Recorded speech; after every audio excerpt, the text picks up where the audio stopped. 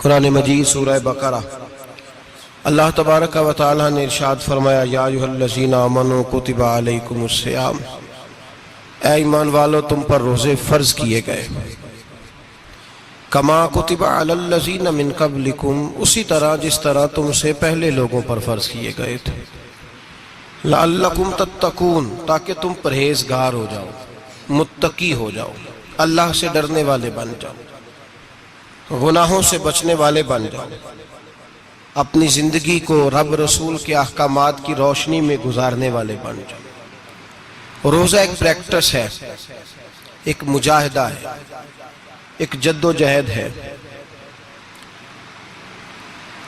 جد و جہد کس چیز کی؟ اللہ کی رضا کے مطابق اپنے آپ کو ڈھالنے کی جد و جہد۔ صوم کا لغوی معنی ہوتا ہے رک جانا، حلال رزق سامنے پڑا ہے، حلال مشروب سامنے پڑا ہے، حلال رشتہ بیوی کا موجود ہے، لیکن ان سب چیزوں سے حالت روزہ میں رکنا، اللہ کی رضا کے لیے رکنا، اس کا نام روزہ ہے۔ صوم کا معنی رکنے کے ہیں، پرہیز کرنے کے ہیں، بچنے کے ہیں۔ ہر چیز موجود ہے لیکن اللہ کا حکم نہیں ہے تو لہٰذا کھا نہیں سکتے۔ تو رب فرماتے جب جائز چیزیں تو میری مرضی کے بغیر میرے حکم کے نہیں کھا سکتا، تو انہیں رکنا ہے تو حرام کیسے کھا لیتا ہے؟ اب جائز چیز کے لیے تجھے حکم ہے، میں کہوں تو کھائے گا، میں کہوں تو نہیں کھائے گا۔ میں نے حکم دے دیا جائز ہے، روٹی ہے، کھانا ہے، گوشت ہے، تیری فریج میں پڑا سارا کچھ، تو با اختیار ہے، منہ میں دانت بھی ہیں، ہضم کرنے کو ہاضمہ بھی ہے، بھوک کی شدت بھی ہے، پر میری اجازت کے بغیر تو کھا سکتا۔ روزہ رکھ لیا، اب تجھے حکم نہیں کہ تو کھائے۔ جب جائز چیز میری مرضی کے بغیر نہیں کھا سکتا تو ناجائز کیسے کھائے گا؟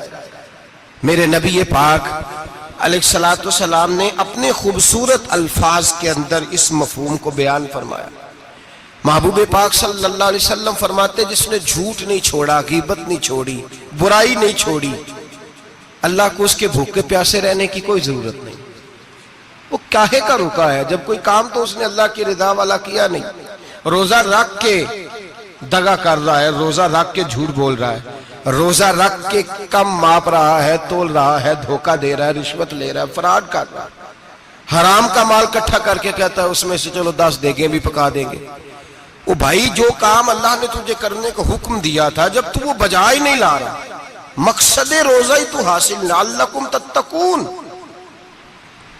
روزے کا مقصد یہ ہے کہ تو پرہیزگار ہو جائے۔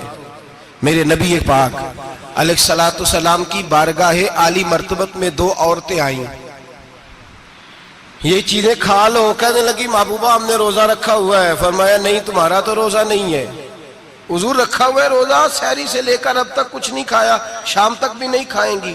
محبوب نے فرمایا ذرا کہہ تو کرو، الٹی تو کرو۔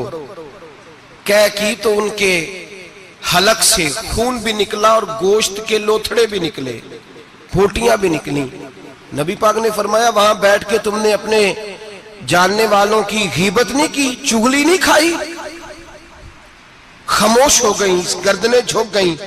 نبی پاک نے فرمایا تم نے قرآن نہیں پڑھا کہ جو اپنے بھائی کی غیبت کرتا ہے وہ مردہ بھائی کا گوشت کھاتا ہے؟ تو گوشت کھا کے بھی تمہارا روزہ رہ گیا ہے۔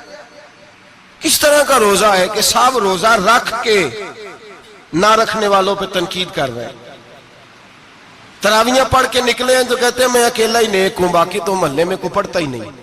یہ کیسا تیرا روزہ ہے کہ تو روزہ رکھ کے تو اس کے مقصد کو نہیں سمجھا؟ لعلکم تتقون۔ روزہ دار تو وہ ہے کہ روزہ رکھا ہوا ہے، کھانے بھی سے رکا ہے، پینے سے بھی رکا ہے، عمل زوجیہ سے بھی رکا ہے، پھر وہ جھوٹ سے بھی رکے، غیبت سے بھی رکے، بدنگاہی سے بھی رکے، حرام خواری سے بھی رکے، رکے ساری چیزوں سے۔